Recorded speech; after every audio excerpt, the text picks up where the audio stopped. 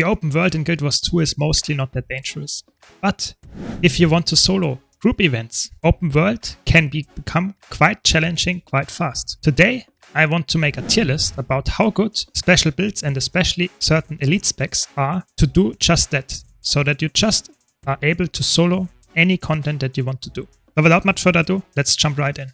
Before I start with any build in particular, I want to disclaim what my rating criteria are, and I also want to disclaim as any tier list, this is not perfectly objective, it's more like my opinion on the matter. So for the criteria, I think it's important to say that an open world build that is made for solo content should be able to survive hits that you are normally either not supposed to take, or you typically have a group, party member, whatever, that is able to heal you after that.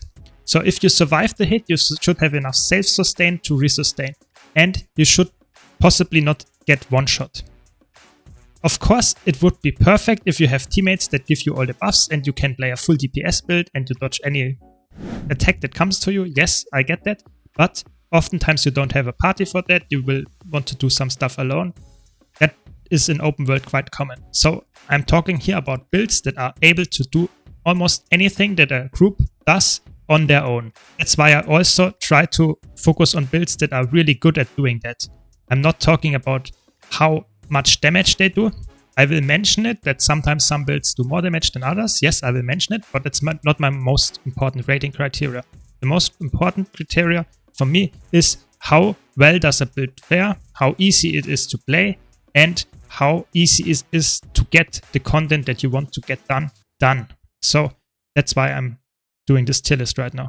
So let's start by which tiers we have. So of course we have S to D tier. I also want to add another tier here below, just to say it's called inferior tier. So why do I call it like that? Because I feel like there are quite a lot of classes that are just straight up not working as good as other classes, and I'm already talking about them now, so let's go right there. And I'm talking about the core classes. Core classes are just inferior versions of all the elite specs that we have. So most of the core classes I would put into this inferior tier. That doesn't mean you can succeed on them. Definitely not. You can do that, but they are just inferior, in my opinion. There are some exceptions to that. So we have here now the inferior classes. I think all of them have way better elite specs, and you should probably not go for them if you have at least one expansion. There are some exceptions that I would put into D tier because they are working decently well. So those would be Core Engineer. I think Core Engineer has a lot of tools in its kit baseline, and I'm not intending the pun here, but to make a lot of things work. It's like a jack of all trades, and you can actually make a build about it. I would not recommend you playing it if you have another elite spec. We will get to that later, but it's working way better than the inferior tier specs. Another one that would be like that is Core Warrior. Core Warrior has enough weapons to make it work and buff itself quickly enough and sustain itself good enough to make it work. So those definitely work. Another one would be Thief. The last one for the core classes, Thief, works quite well. You could, for example, play some kind of Unload Thief that works quite decently, but it's of course way worse than, for example, a Deadeye, the same build. However, it works better than the classes in inferior tier, I would say. Okay, so that's it for now. Let's then look at Guardian. So Guardian has interesting elite spec. So let's start with the easy one. Dragon Hunter for me is really bad. Yes, it has some sustain, but the self-buffing capabilities of a Dragon Hunter are mediocre at best, probably even really bad. Most of the time I would say you can't even reliably get enough boons to make it really decent from the damage side.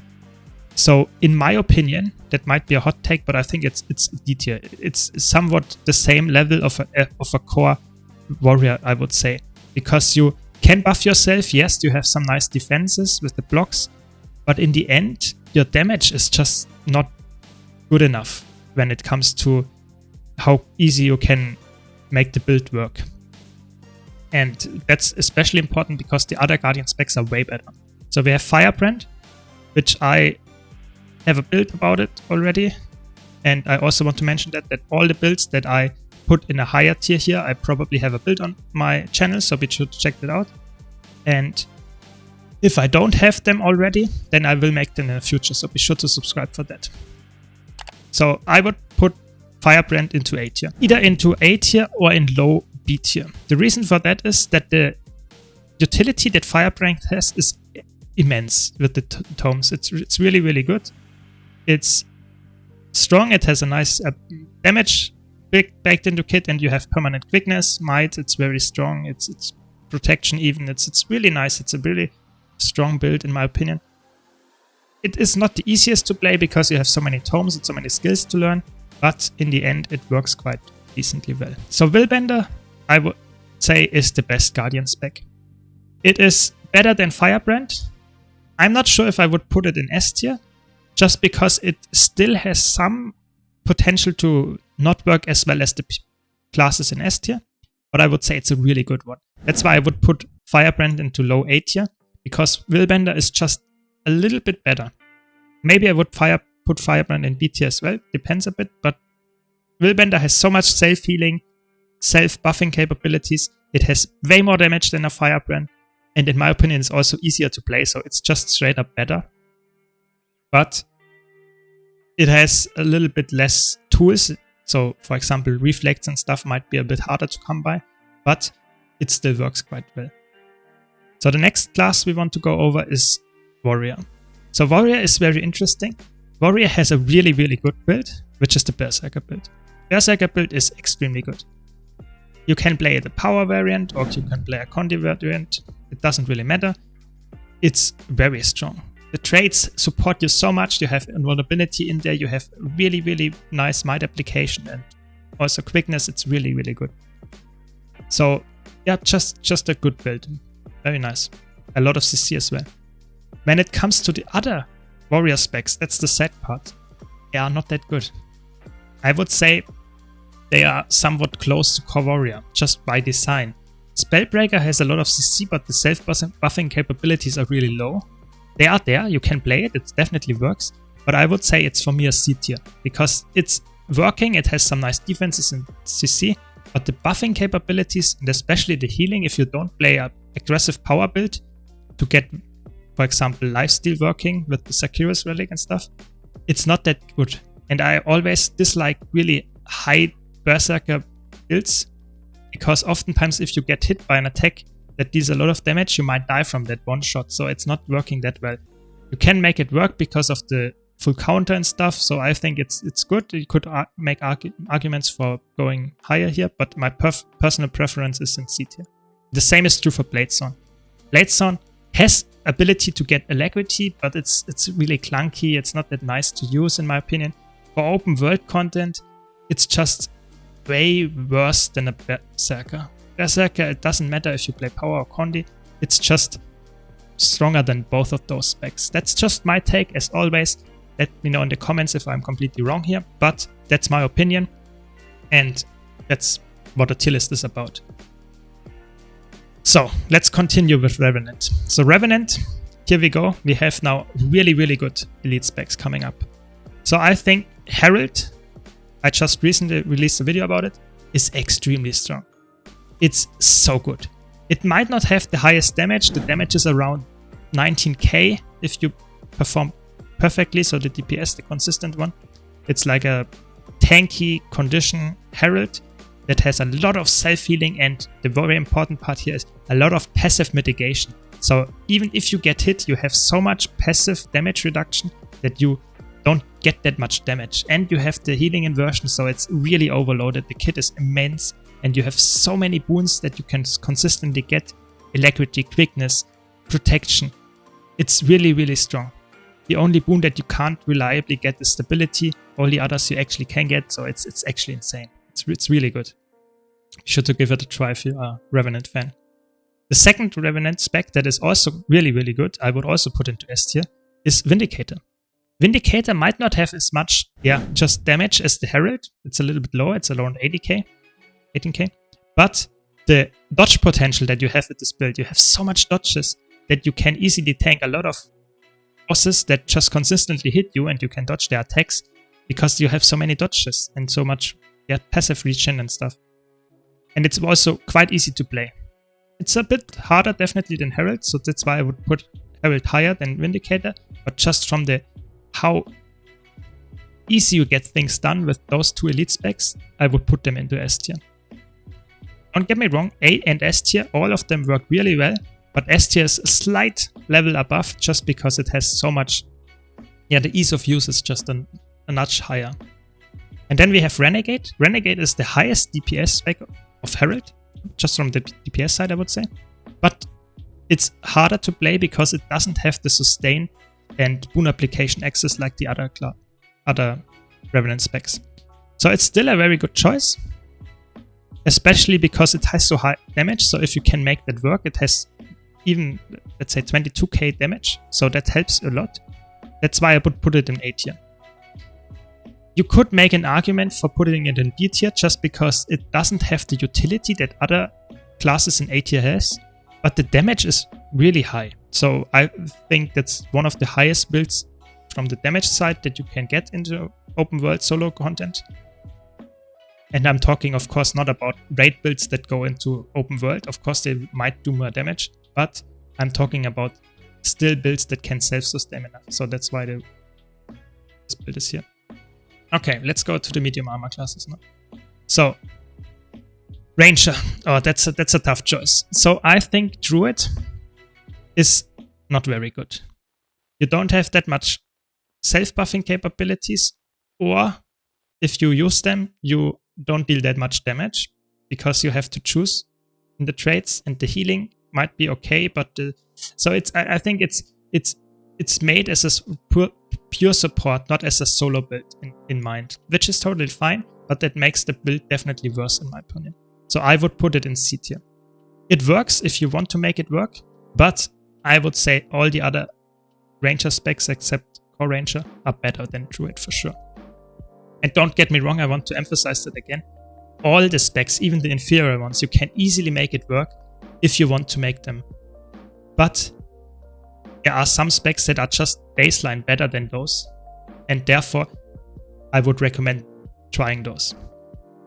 So we have Druid in C, and Untamed I would say is definitely better. Untamed is actually really good. It has a lot of self-sustain, a lot of tankiness, and very decent damage as well. So I would put Untamed in A tier.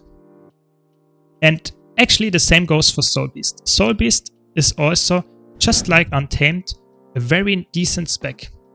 The only thing that I would say brings Soul Beast almost on top of A tier is that it has so much boon access. You have permanent stability, alacrity, quickness, it's insane. This build has so much passive buffing capabilities while still dealing a lot of damage. It's just insane.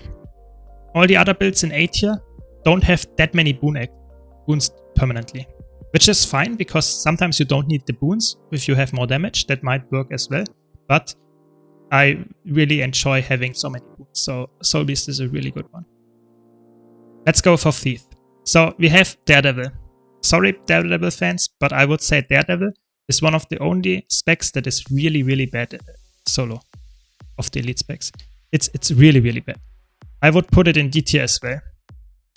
Because the self-buffing capabilities of a Daredevil are really, really low.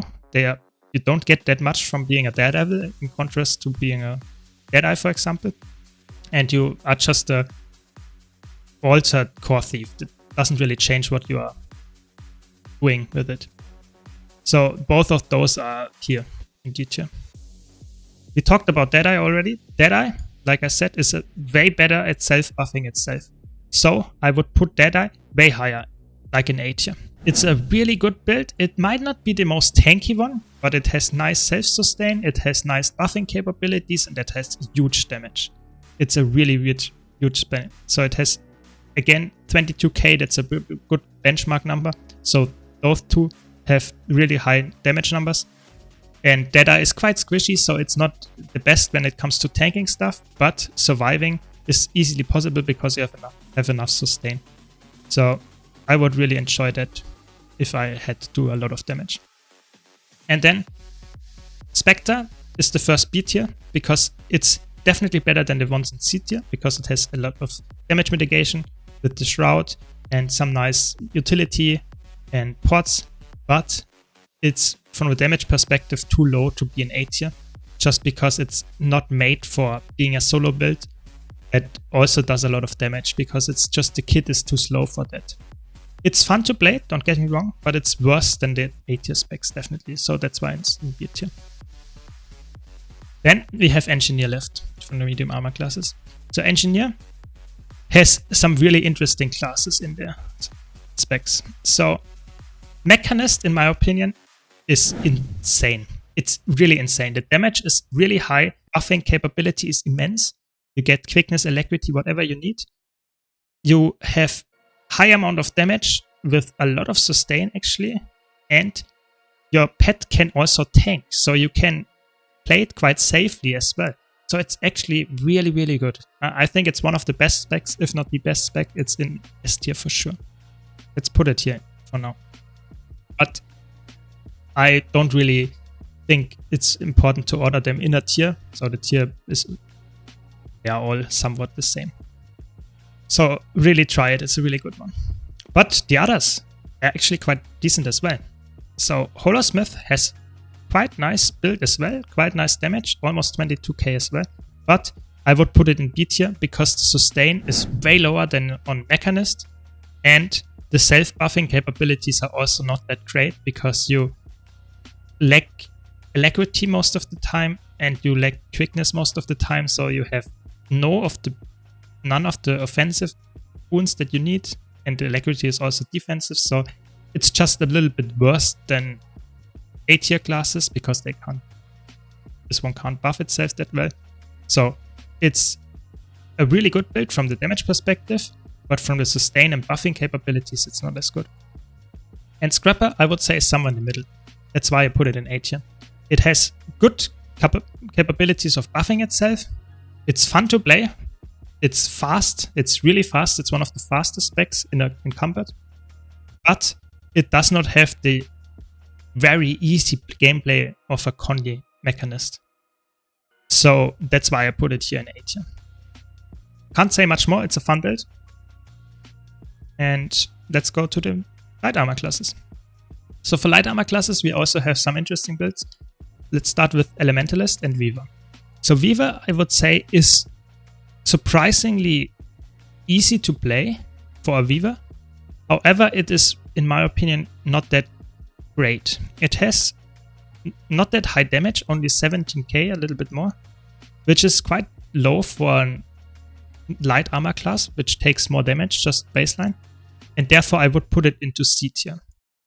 You can make it work. It's probably one of the best builds in C tier, but it is not as easy as the other Elementalist specs, and therefore I would say don't play it if you really don't want to play Weaver. I think Weaver is if people that are fans of Weaver can play it and can make it work, but all other Elementalist mains, I would recommend to go for the other twos that we get to now. So Tempest is actually better in DPS, which is insane because Weaver is normally the DPS build, but Tempest is actually doing more DPS than Weaver, so that says a lot, and therefore I would put Tempest in B tier. Self capabilities and what it can do with buffing, with protection, and that helps a lot. The healing is also quite good, but the damage is lower than the last one we get to, so that's why I put it in B tier. It's high B tier though. And then we have Catalyst. Catalyst is really good. I would say it's one of the highest of A tier, just because for Elementalist, you have a lot of damage, you have a lot of defensive blocks and stuff baked into the kit, and immense boon application. It's really insane how many boons you can get with this build. It's really fun.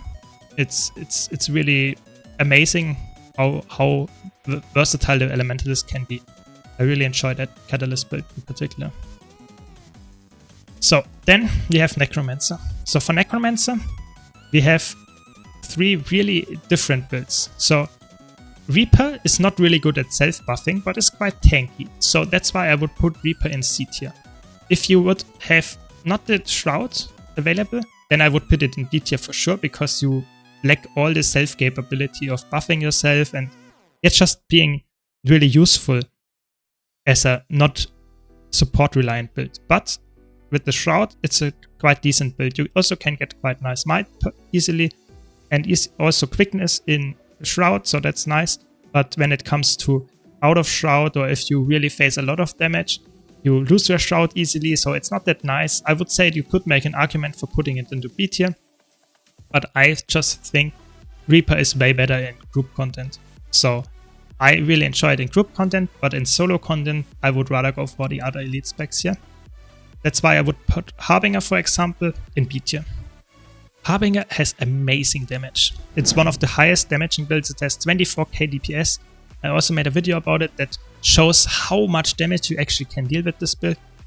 It's worse when it comes to sustain, because it doesn't have a Shroud that soaks your damage, but it has a lot of tools to deal with conditions, or be just able to burst the enemy before getting too much pressure that you die to it. So I think it's a decent build, definitely. That's why I would put it higher than Reaper. And then lastly, we have the Scourge. Scourge is immensely tanky, even though it loses its classical Necromancer Shroud, but it has so much barrier and so much might application, so much also alacrity if you want to. It's really good from the condition side. You have a lot of healing baked into the kit with parasitic contagion. It's just amazing. It's not S tier for me because it's too slow for that. It's not that fast when it comes to dodging attacks and just vigor uptime and that kind of stuff, but also about you need to do damage to heal yourself, so that's also not that nice. Sometimes you just have to kite and can't deal that much damage, so that's why it's an A tier. I would say it's a good build, but it's not as good as some other builds in S tier for sure, and some builds in A tier even. And then lastly we have Mesmer. Mesmer is an interesting spot. Mesmer is really, really good in group play and also in competitive modes, but when it comes to open world, I would say it's probably one of the worst specs, just because it is very offensive most of the time, and that's not something that you typically want to have in open world when you really have hard open world fights that are not designed for being played alone. And therefore the best build in my opinion is Mirage.